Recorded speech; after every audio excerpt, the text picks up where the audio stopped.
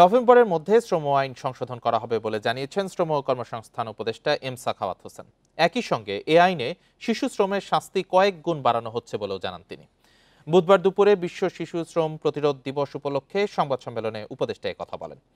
তিনি বলেন, বর্তমান সংজ্ঞা অনুযায়ী শিশু শ্রমিকের সংখ্যা ৩৫ লাখ, আর ঝুঁকিপূর্ণ শ্রমে রয়েছে ১০ লাখ শিশু। এখান থেকে কিভাবে কমানো যায় সেটা দেখছে সরকার।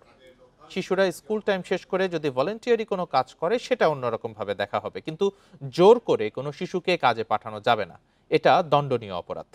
সম্প্রতি সুইজারল্যান্ডে ILOর ১১তম সম্মেলনে যোগ দেওয়ার বিষয়ে শ্রম উপদেষ্টা বলেন, আমরা যে এগিয়ে যাচ্ছি, শ্রমিকদের আইনগুলো শ্রমিক বান্ধব করার চেষ্টা করছি, সেখানে এটা শ্রমিক ও মালিকদের পক্ষ থেকে বলা হয়েছে।